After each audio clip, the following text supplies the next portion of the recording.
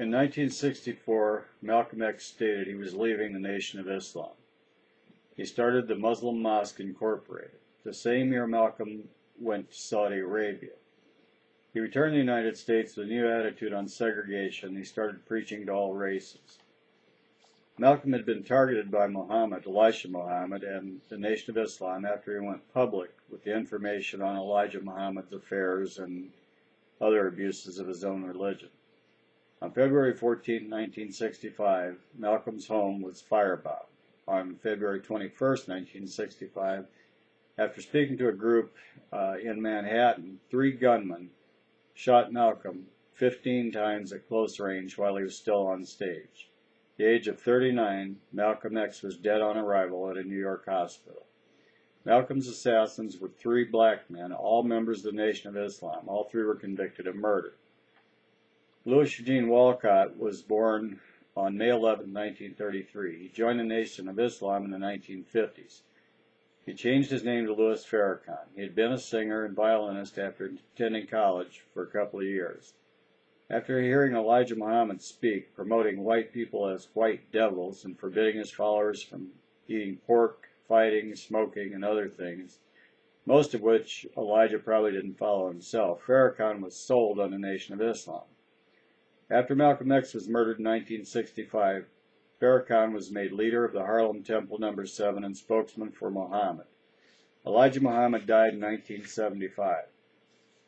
Louis Farrakhan represented the most radical faction of Islam after the death of Elijah Muhammad. Other factions formed. Many followed Wallace Muhammad, Elijah's son. Farrakhan's faction grew at a slow but steady pace to between 5,000 and 10,000 members. In 1984, Farrakhan supported Jesse Jackson for president. In 1995, Farrakhan called for a 1 million-man march in Washington, D.C.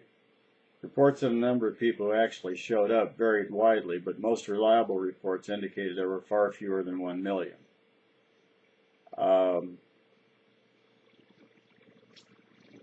I would lie and say it bothers me to disappoint people, but what really bothers me is when I do research, find the truth, and realize that people have been lied to for the benefit of a select few. Virtually every person who has been called a black leader by black people and the liberals in this country have been what Marcus Garvey called the Negro's worst enemy. They'll get the vote, but they're also seeking friendship, and they'll never get that. It just doesn't exist. What stupid white people don't understand is the teachings of Islam and black liberation theology. The theologies preach and teach hate in many churches every day.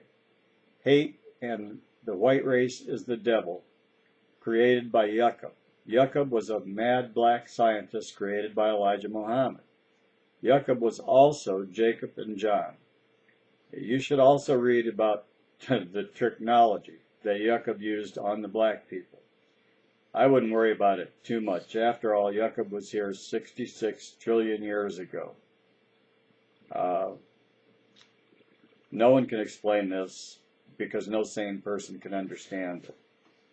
The Black Panthers, black Muslims, Nation of Islam, were and still are black separatists and haters.